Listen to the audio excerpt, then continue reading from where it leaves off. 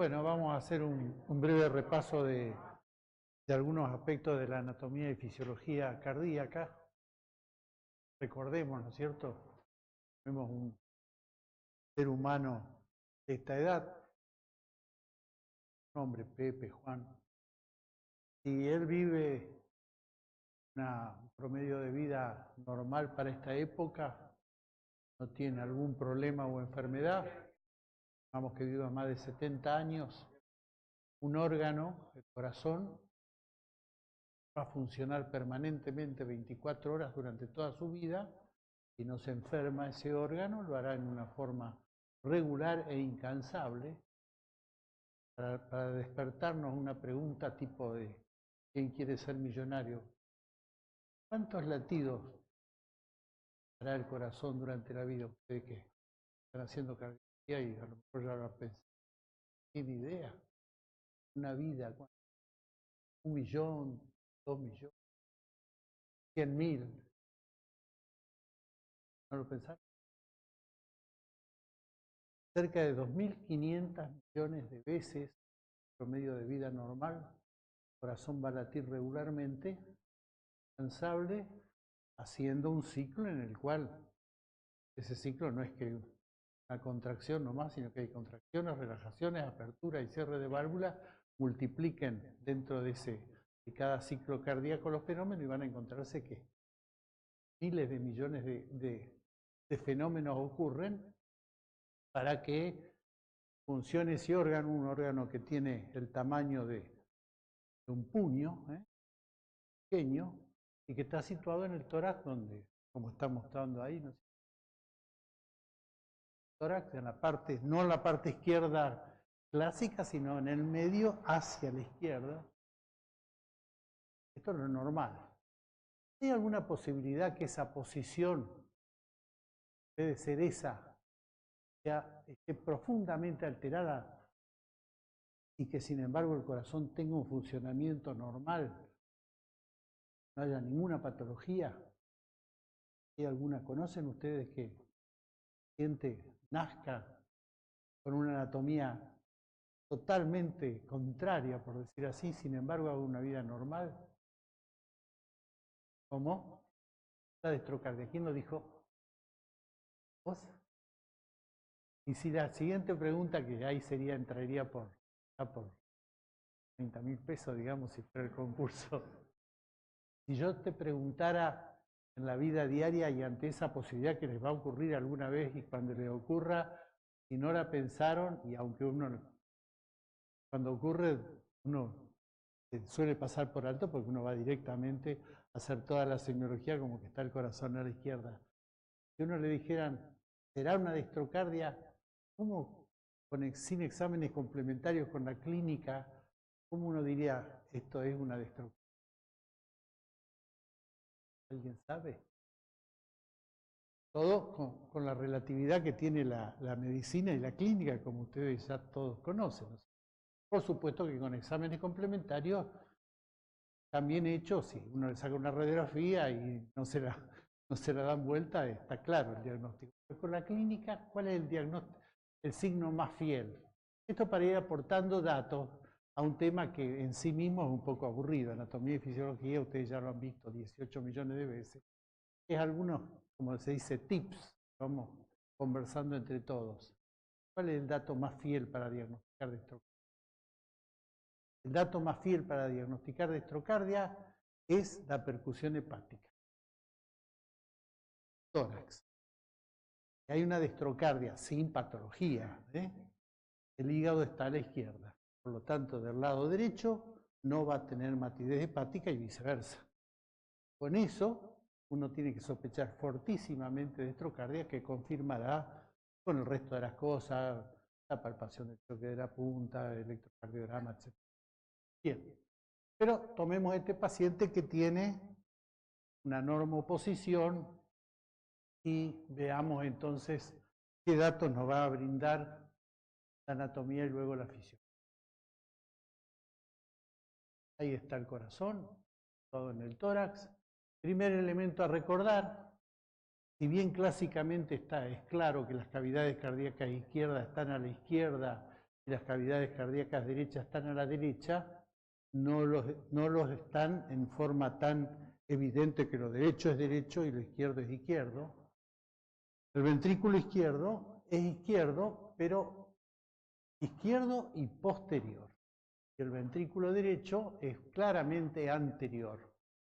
La aurícula derecha es claramente derecha y la aurícula izquierda está atrás y hacia la columna.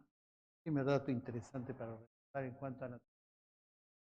Segundo dato, la correlación entre anatomía y un elemento semiológico clásico. Posición de las válvulas y los focos clásicos de ocultación. Fíjense, las válvulas, mitral, la tricúspide, la aorta y la pulmonar, están ahí en el medio de la silueta cardíaca y muy juntas unas con otras. Sin embargo, ustedes saben que los focos clásicos de ocultación son el tricúspidio que está cerca del apéndice cifoides, el mitral que está cerca de la punta, el aórtico que está en el segundo o tercer espacio a la derecha y el pulmonar a la izquierda.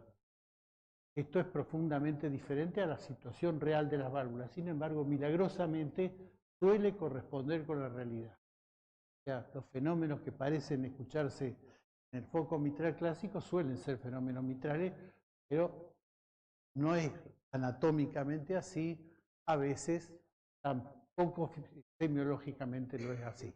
Otro dato a tener. Esta es una lámina recordatoria de la época que algunos de nosotros estudiamos anatomía, estudiaba en textos con pocas láminas, unas láminas así, todas grisáceas y con un montón de sombras superpuestas que más que uno estudiar anatomía les daba miedo a la anatomía, porque esto era claramente cadavérico. Y es un poco, además de eso, un homenaje a este señor, que es Netter, que en una época era inalcanzable tener un néter o llegar a ver un néter. Ahora afortunadamente creo que todo el mundo tiene acceso al néter. El dibujante que hizo que la anatomía, la fisiología y la clínica fueran algo comprensible. En este aspecto esta lámina está mostrando abierto el tórax, el corazón en el medio, rodeado por supuesto de las otras estructuras, importantemente los pulmones y las otras estructuras mediastinales, en este caso se ve el timo, ¿para qué? Para recordar de que el corazón puede estar profundamente afectado por cualquier patología de los órganos circundantes. No se olviden nunca que cuando tengan alguna patología cardíaca, pensar si no hay una patología de otro órgano del mediastino que la está causando. Generalmente las patologías más graves que afectan al corazón en forma secundaria son las patologías neoplásicas. ¿Qué estructura del corazón afectan? ¿Qué estructura del corazón afectarán en general y en forma a veces muy severa o mortal cualquier órgano que esté cerca del corazón, sea el timo, pulmón, ganglio, tiroides, pericardio? Para recordar que piensen siempre en patología de otras estructuras cuando hay una afección pericárdica, sobre todo en aspecto de derrame. Lamentablemente esa patología suele ser neoplásica. De paso, recordemos que el pericardio, que es una estructura importante, puede estar ausente, es otra variante totalmente ausente, y sin embargo el corazón tener una afección. Otra variación anatómica. Los primeros acercamientos a la anatomía cardíaca normal se hicieron a través de la radiografía de tórax. Recuerden ustedes entonces cómo es la anatomía en la radiografía de tórax. ¿Qué datos son interesantes? Bueno, recordar que casi siempre el arco inferior derecho es el ventrículo, es la aurícula derecha, el arco inferior izquierdo es el ventrículo izquierdo, el arco superior derecho, sobre todo en una persona joven, es la vena cava superior, y en una persona mayor es la aorta ascendente. El primer arco izquierdo es la aorta ascendente cuando va yendo hacia la descendente, e inmediatamente por debajo está el tracto de salida y la arteria pulmonar. Ya más abajo no lo es. Error bastante frecuente en el diagnóstico radiológico. Si hay acá alguna saliencia, no es la arteria pulmonar como a veces mal diagnóstica, sino que es o la aurícula izquierda o una estructura, ganglios, cualquier otra estructura extracardíaca. Y esto está probado en otra preparado anatómico y también en una imagen con contraste, donde ustedes van a ver claramente entonces la aorta, nace del ventrículo izquierdo, hace lo que se denomina botón aórtico y se va hacia atrás, y esta estructura es la que corresponde a la arteria pulmonar.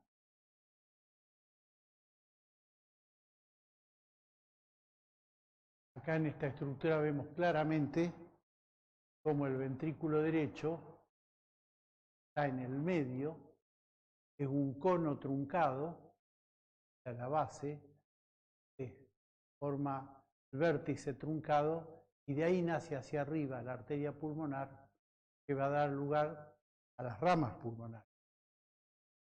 Acá ya se ven las dos ramas pulmonares que nacen de la arteria pulmonar. La rama pulmonar izquierda es continuación del tronco de la pulmonar, y la pulmonar derecha casi nace en forma perpendicular. Y acá ya se ve abierta la arteria pulmonar y se ven las dos ramas que van hacia los pulmones. Acá ya se ve la circulación pulmonar. ¿Saben?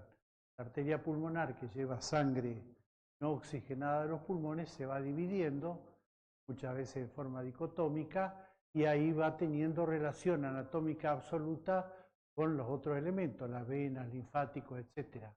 Esto nos sirve también para aprender que cualquier alteración que veamos y que puede parecer de origen en una alteración de arterias pulmonares, podrían no ser las arterias pulmonares, podrían ser las venas pulmonares, linfáticos, aún bronquios, intersticios, etc. Está todo muy entrelazado. El dato más interesante a recordar es que si la patología está dada venas pulmonares, ya sea por insuficiencia cardíaca izquierda, que es la causa más común, justamente el dato más importante es la pérdida de este espacio claro paracardíaco derecho, porque las venas, cuando se ingurgitan, lo llenan, se borra ese espacio, dato semiológico de la radiografía. Y acá vemos cómo las arterias se van yendo hacia la periferia hasta que llegan al capilar pulmonar. En una vista de perfil nos sirve para ver cómo es el trayecto de la aorta. La aorta nace del ventrículo izquierdo y se va hacia la izquierda, pero más que ir hacia la izquierda, se va bien y rápidamente hacia atrás. Claramente hacia atrás, y se va a situar, por supuesto, en el mediastino posterior en relación al esófago y a la columna vertebral. En esta vista estamos viendo la cara posterior del corazón, donde se ven por un lado la arteria descendente posterior y se ven la desembocadura de las venas pulmonares en la aurícula izquierda y las venas cavas en la aurícula derecha. La cara postero-inferior del corazón que descansa sobre el diafragma. Y acá el corazón abierto, donde vemos la salida desde el ventrículo izquierdo de la aorta, se ve en la válvula aórtica, la salida hacia el botón aórtico para hacer la aorta descendente, mientras que de este lado estamos viendo las estructuras derechas. Esta estructura transversal está hecha de forma como si estuviéramos viéndolo de abajo al corazón. Es una lámina interesante. Lo derecho está al lado izquierdo de la pantalla y lo izquierdo está al lado derecho. Está cortado transversalmente. Fíjense, porque esto da un esquema que me parece que es muy interesante recordar a los fines de la interpretación del diagnóstico radiológico, de otros métodos, y que si uno hace el tórax, coloca acá el esternón, acá la columna, puede hacer un círculo, hacer una X, y acá van a estar las 4 cavidades cardíacas, y la cavidad anterior, la que toca con el esternón, es el ventrículo derecho. La cavidad que está a la derecha, en este caso al revés que allí, es la aurícula derecha. La cavidad que está hacia atrás y a la izquierda es el ventrículo izquierdo, y la cavidad que está bien posterior es la aurícula izquierda. Sería un poco antiintuitivo en lo que uno haría, que sería hacerlo lo derecho a la derecha y lo izquierdo a la izquierda. Recuerden esto porque ahí se ve, prueba muy claramente, y esto sirve a los fines semiológicos de diagnóstico radiológico, explica por qué el borde izquierdo en una placa de tórax lo tiene el ventrículo izquierdo normalmente y el borde derecho en la aurícula derecha, y si uno quiere saber cómo está el ventrículo derecho y cómo está la aurícula izquierda, no lo va a poder hacer en una placa de tórax de frente, y también con la semiología, ¿no es cierto? El latido sagital corresponde al ventrículo derecho porque está bien así. Dato interesante para poder deducir cómo se ven las estructuras en métodos gráficos. Esto muestra lo mismo con pruebas dadas por imágenes con contraste. Esta otra imagen es cómo se ve el corazón anatómicamente, cortado en forma transversal. Se ven ventrículos y las aurículas, se ve el septum interventricular y el septum interauricular. Recuerden ustedes, ¿no es cierto?, que el espesor normal de la pared libre del ventrículo izquierdo es 1 centímetro y la pared libre del ventrículo derecho es de milímetros. El septum interventricular normalmente también mide 1 centímetro. Y ven también la implantación de las válvulas tricúspide y de la válvula mitral. ¿Qué importancia para el diagnóstico? Uno de una patología y el otro también es una patología, pero que es una variante que puede transcurrir toda la vida con una fisiología absolutamente normal. Nos da la clave este tipo de implantación. Especular, o no sé si se entiende la pregunta. Fíjense, la válvula tricúspide se inserta acá. La válvula mitral se inserta allí. Este es el ventrículo izquierdo y este es el derecho. Acá está la inserción mitral y acá la tricúspide. ¿Qué patologías pueden hacer variar eso? Hay muchas. Algunas son clave, y sobre todo para recordar que normalmente entonces la válvula tricúspide en relación a la válvula mitral en el septum, estamos hablando de anatomía normal, ¿a dónde se inserta? ¿Se inserta más hacia el ápex o más hacia la base, la válvula tricúspide? ¿Cómo? ¿Alguien se anima?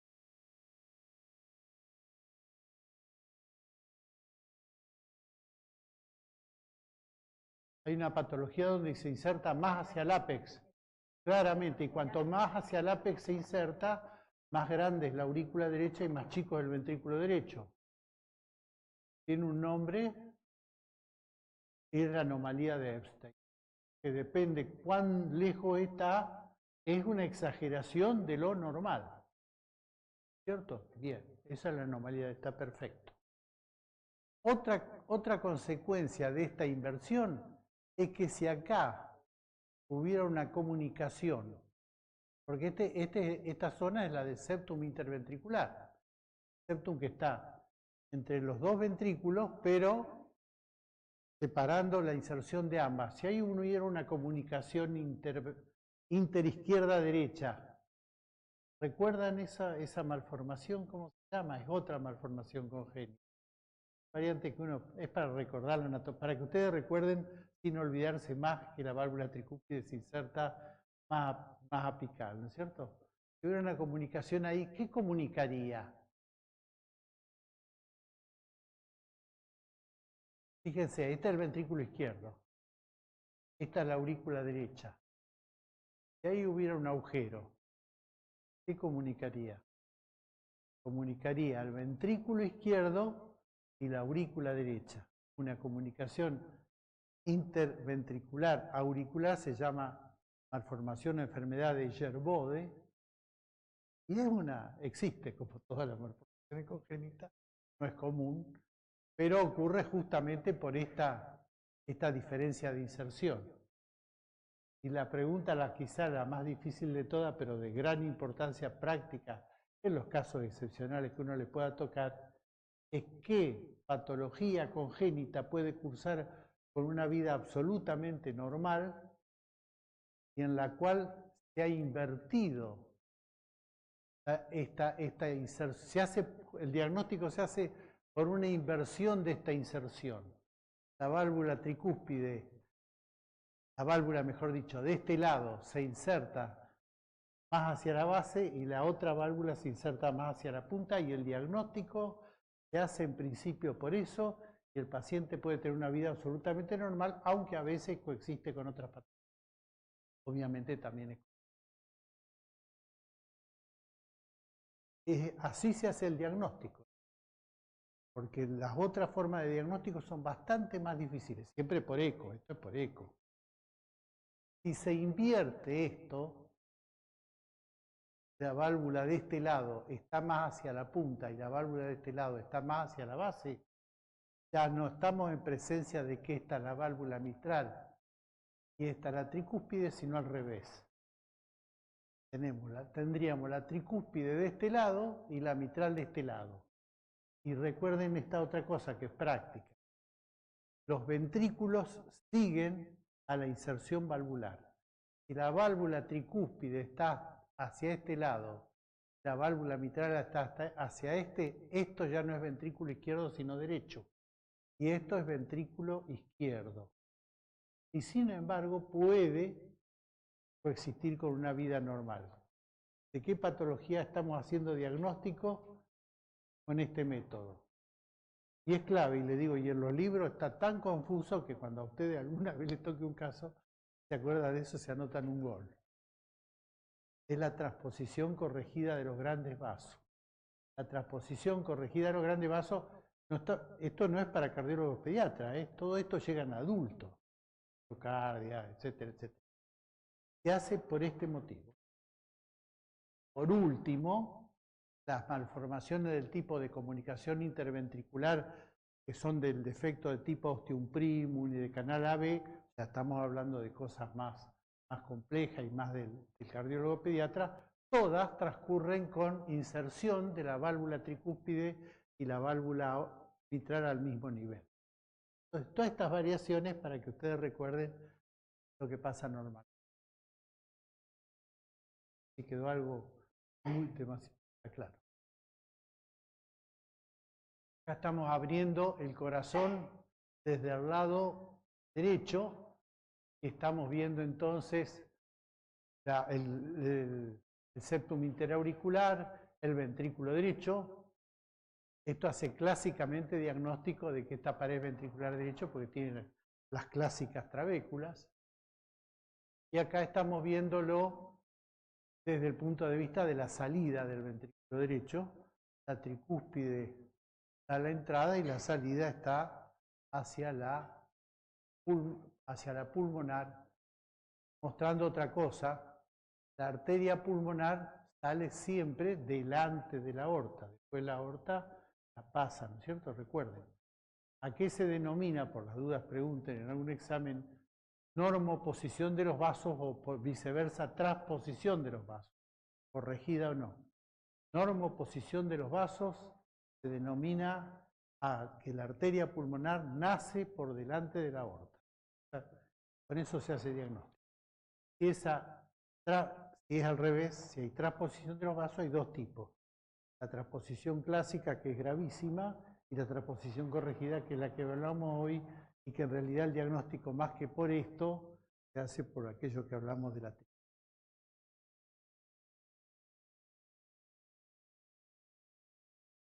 Y acá estamos viendo del lado izquierdo, acá sí vemos el ventrículo izquierdo, y vemos la válvula mitral, dos músculos papilares,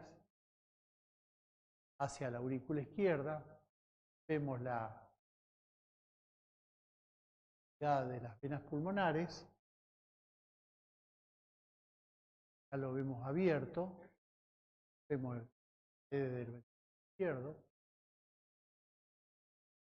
Y acá vemos el corazón abierto en esta clásica imagen, creo que debe ser la imagen más clásica de anatomía de Netter, donde se ven todas las estructuras en un corazón abierto y muy detallado, de lo cual ya estuvimos. Del ventrículo izquierdo sale la válvula aórtica. La válvula aórtica normalmente tiene 3 cúspides. Esto clínicamente se diagnostica por el método de instrumento de cardiografía, donde se fórmula de Mercedes-Benz, invertido o Y, está la válvula normal. Acá se ven las 3 cúspides, de 2 de las cuales nacen las primeras arterias que nacen desde la aorta, que son las arterias coronarias. Esto lo conocen ustedes bien. Y acá se ve el corazón en diástole, cortado en forma transversal. Delante, como ya dijimos hoy, la arteria pulmonar, detrás la aorta, y acá lo estamos viendo en diástole, por lo tanto están cerradas las 2 válvulas semilunares y están abiertas las 2 válvulas auriculares. Y en sístole, por supuesto, están cerradas las 2 válvulas auriculoventriculares y están abiertas las válvulas semilunares. Recuerden un aspecto de la mitral interesante, clásico, es este. La valva anterolateral, anteromedial de la mitral es una válvula que tiene menos zona de inserción y es más larga, y la valva posterolateral tiene una mayor zona de inserción y es más corta. Esta válvula posteromedial es la válvula que clásicamente da lugar a una patología que es la causa más común de insuficiencia mitral. ¿Qué patología de la válvula mitral es la causa más común de insuficiencia mitral del adulto? Afortunadamente la más corregible sin necesidad de reemplazo valvular. El prolapso valvular mitral.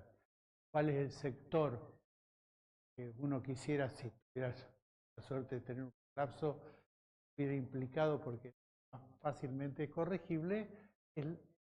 ¿Cuál? Exacto. Acá estamos viendo a la superficie del corazón la irrigación coronaria. De la aorta nace el tronco, hace un breve trayecto y se divide la arteria circunfleja y la descendente anterior. Y del otro lado va la coronaria derecha, que nace la aorta, y esta es la parte posterior, que en espejo, donde la arteria descendente posterior es un espejo de la descendente anterior. Esta es la correlación de cómo se ve en la coronariografía, la arteria coronaria derecha y la coronaria izquierda. Todas estas láminas con el curso van a poder profundizar. Esto es para recordar que la irrigación dada por las coronarias, el flujo coronario, es bastante distinto al flujo de otros órganos, sobre todo el flujo coronario al ventrículo izquierdo. ¿Alguien se acuerda qué tiene de diferente el flujo coronario que va sobre todo al ventrículo izquierdo del flujo coronario de otros órganos? ¿Sí? ¿Qué es? Que predomina en diástole, efectivamente, porque en la sístole está contraído, y acá se ve muy bien, no así del lado de la coronaria derecha donde se ve de los dos, pero acá, fíjense, esta es sístole, esta es la diástole, cómo está el predominio diastólico en la irrigación coronaria del izquierdo. Esto tienen que recordarlo, esto es para todos los días, es la correlación de las arterias coronarias con la pared ventricular izquierda y la zona de irrigación. Tiene muchos detalles, pero por lo menos de la práctica diaria, recordemos, ¿no es cierto? Que el septum interventricular en la zona media y apical está irrigado por la descendente anterior, que la pared lateral está irrigada normalmente por la circunfleja, y que la pared inferior está irrigada por la coronaria derecha. Para resumirlo, hay una zona del septum interventricular que está irrigada por la coronaria derecha. Explica por qué la comunicación interventricular más común del infarto de miocardio se debe a la oclusión de esa arteria. ¿Qué zona del septum está irrigado por la coronaria derecha?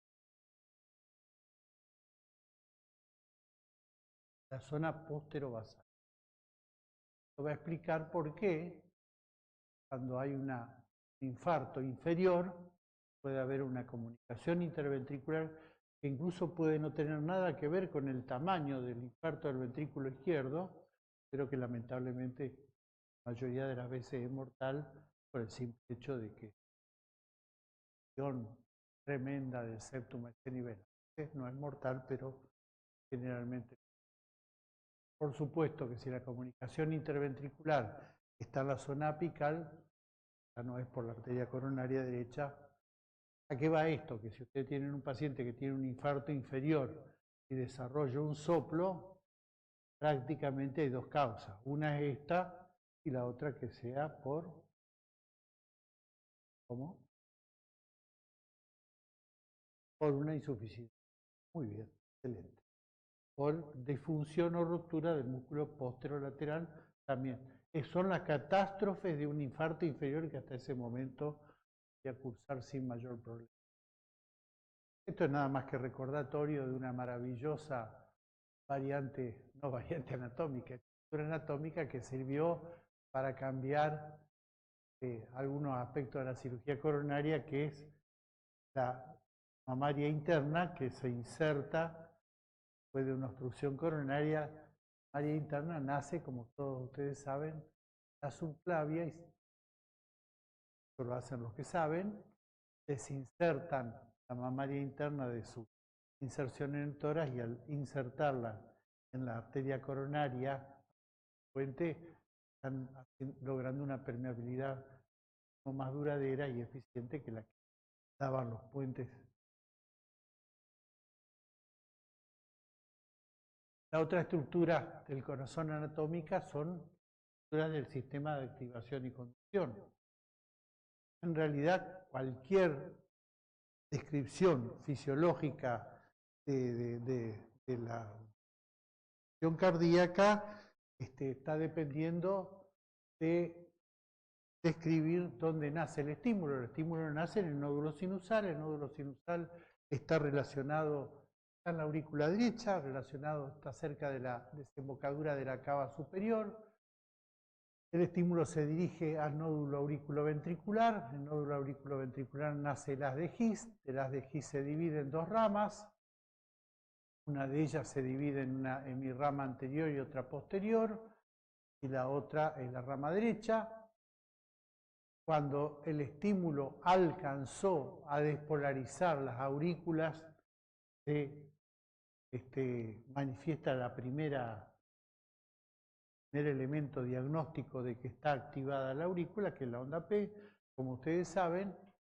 Y cuando se manifiesta el QRS, que es el siguiente elemento del electrocardiograma, cuando se activa, ¿qué? La rama izquierda, la derecha. Cuando se activa la parte final del sistema de Purkinje, ¿quién ahí? Recuerden eso. Entonces, todo este espacio, desde la onda P hasta la onda R, está hablando de todo ese camino que está mostrando acá con los potenciales de acción. Y acá muestra el retardo que está dado según cada una de las estructuras. También conviene que recordemos cuál es la irrigación del sistema de conducción, porque nos va a explicar las distintas alteraciones que ocurren cuando hay problemas coronarios, ¿no es cierto? El nódulo sinusal, el 60% está irrigado por la coronaria derecha, en el 40% por la circunfleja, el nódulo auriculoventricular en el 80% por la derecha, 10 por la circunfleja y en el 10 está compartido. El haz de His tiene una doble irrigación. La rama derecha está irrigada por la descendente anterior. Uno intuitivamente pensaría que es la coronaria derecha. La rama izquierda tiene doble irrigación. La división anterior de la rama izquierda también está irrigada por la descendente anterior. Entonces recuerden, rama derecha y división anterior es la descendente anterior. La división posterior tiene una doble irrigación. Esto quiere decir de que si hay un infarto en el cual se ocluye de forma proximal la descendente anterior, ¿qué trastorno de conducción esperarían ustedes? Bloqueo de rama derecha. Se ocluye la descendente anterior. Es clásico esto. Si hay un bloqueo de rama izquierda en presencia de un infarto, puede ser, pero es raro porque tiene doble irrigación.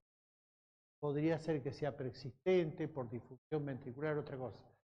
Pero si uno tiene un bloqueo de rama derecha agudo, eso era clásico. Si uno tiene un bloqueo de rama derecha agudo en presencia de un infarto de cara anterior, esto está hablando de una oclusión proximal, la descendente anterior, y antes se decía era mortal. Vamos, que no sea mortal, es de mal pronóstico, la rama derecha. Así como lo puede ser también la anterior. El ciclo cardíaco, ustedes saben que es lo que hablábamos hoy, el ciclo cardíaco es una constante que se va a repetir todos esos miles de millones de veces y que, si uno quiere, lo inicia en la activación del nódulo sinusal, luego la activación auricular. Si uno lo quiere comenzar ahí, cuando termina la activación auricular, se produce la sístole auricular. Luego de la sístole auricular termina la diástole y comienza la sístole ventricular, que tiene una fase isovolumétrica. Cuando se abre la válvula aórtica, tiene lugar la eyección ventricular. Cuando termina la eyección ventricular, termina la sístole. Cuando termina la sístole, comienza la relajación isovolumétrica y comienza la diástole, que termina al fin de la diástole nuevamente con la sístole auricular. Esto está graficado en una serie de gráficos que muestran todos los fenómenos, algunos clínicos y otros de exámenes complementarios que nos muestran cómo está dado el ciclo cardíaco. ¿Cómo reconocemos nosotros de que se activó el nódulo sinusal, ha disparado un estímulo? No hay forma de saberlo por método incruento. Recién lo vamos a reconocer con un método complementario cuando activó la aurícula. ¿Cuándo activó la aurícula? ¿Cuánto tiempo después? Alrededor de 10 centésimas de segundo o 100 milisegundos. Acuérdense la cifra 10 porque es mágica en medicina. 10 centésimas de segundo después activa la aurícula y se produce la onda P, que dura normalmente más o menos de segundo. De ahí sigue, y otras 10 centésimas de segundo después se produce el segundo fenómeno, que es la activación ventricular, que es el QRS, que está dado por la fibra de Purkinje. O sea, 10 más 10, 20, 0,20, esa cifra de 0,20 es el término máximo para hablar de qué. Recuerda que más de 0,20 es una patología. ¿Cómo? No sé si lo dijeron y yo escuché mal. Es el bloqueo auriculoventricular de primer grado. Está hablando más de 0,20, eran esos 20 de la P, más esos 10 de la P, más esos 10 de la P y la R, está hablando de la conducción desde que comenzó la aurícula hasta los haces de Purkinje. Toda esa zona del PR se involucran las ramas y toda la activación de la. De ahí se activa el ventrículo con el QRS, que normalmente no debe esa activación no debe durar más que ¿cuánto? Estamos hablando de lo normal siempre, ¿eh? ¿Cuánto dura la activación normal dada por el QRS de toda esa zona de Purkinje? No, si uno se acuerda el diagnóstico de bloqueo de rama, debe decir que no debe durar más de 0,10. Lo mismo. Si es 12 o más, es bloqueo de rama. Sí. Puede haber un retardo parcial de la activación en una de las ramas de la rama izquierda, de las hemirramas. ¿Eso se traduce por una prolongación del QRS o se traduce por otra los signos? Hubiera no un bloqueo de ramas, sino un hemibloqueo. ¿Cómo lo vemos en el electrocardiograma, ese retardo en una de las hemirramas? Ya no por una prolongación, y la I es pequeña, ¿por qué otra cosa? ¿Cómo?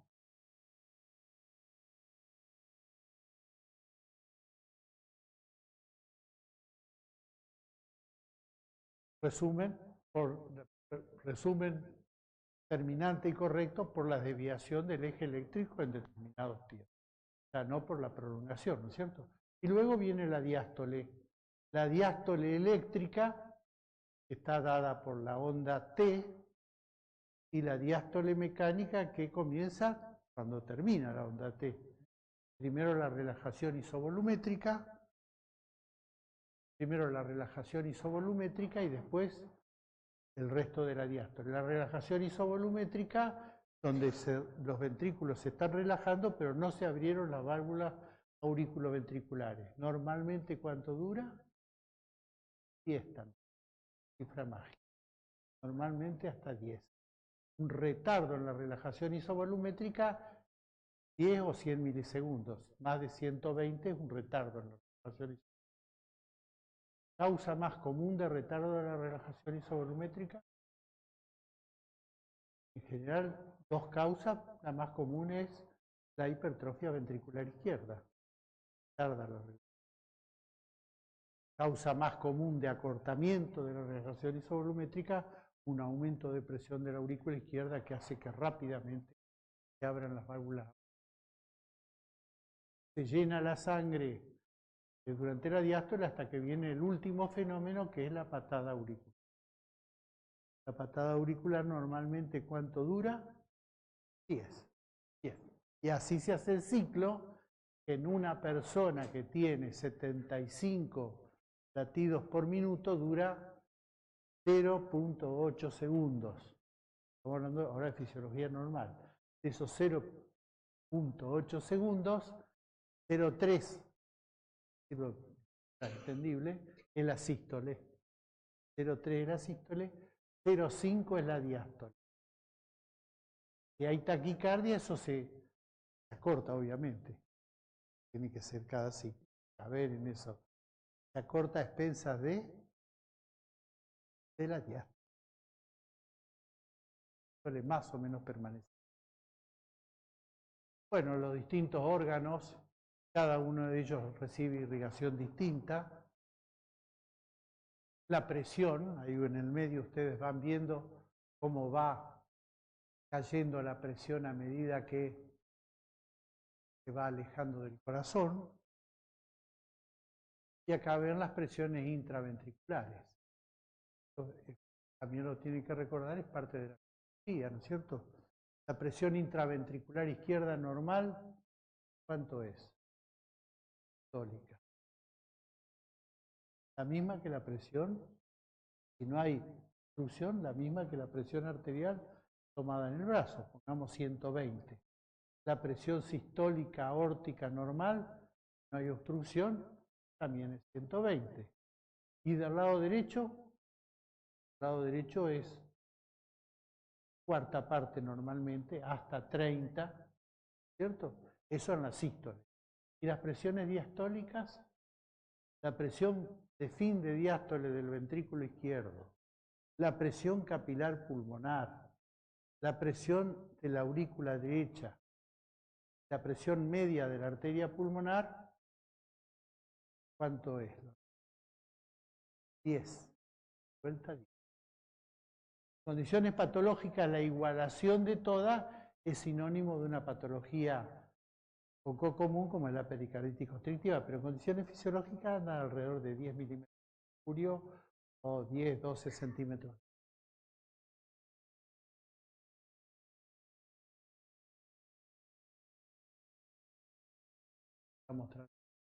Para terminar, queremos hacer diagnóstico clínico de anatomía normal del corazón. Vamos a revisar y vamos a tratar de llegar a estructuras que sean asequibles. Acuérdense, las estructuras que son asequibles son las venas y las arterias en el cuello. Ya sabemos cuál es la semiología normal. En el tórax vamos a buscar el choque de punta y vamos a ocultar los latidos y los ruidos cardíacos. Ya sabemos lo que es normal. En el abdomen la repercusión, los pulsos. ¿Y qué aporte da la clínica al diagnóstico de fisiología normal? Si el paciente está sintomático, tiene algún síntoma que nos haga pensar que hay una fisiología alterada, o sea, una fisiopatología, vamos a tener que acudir al diagnóstico de, esto ya entramos en la parte patológica, pero vamos a buscar los signos vitales, vamos a buscar los signos que alteren la presión capilar pulmonar, la presión venosa, el diagnóstico de isquemia miocárdica y el diagnóstico de hipertensión pulmonar. Todo esto es fisiología anormal que seguro está alterada en un paciente sintomático, una o varias de ellas. Y en un paciente asintomático, ¿puede un paciente asintomático tener una anatomía y fisiología anormales? Sin duda que sí.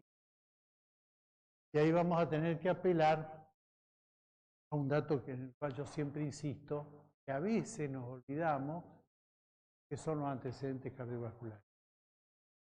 Y como un tip más, no se olvide nunca, luego de preguntarle a un paciente por qué viene a la consulta, preguntarle rápidamente sobre sus antecedentes cardiovasculares duros, estudios, intervenciones, internaciones. Y por supuesto los exámenes clínicos de los cuales resaltan los signos vitales, buscar la presión venosa y buscar por auscultación ruidos, soplo y frote. Con esto terminado.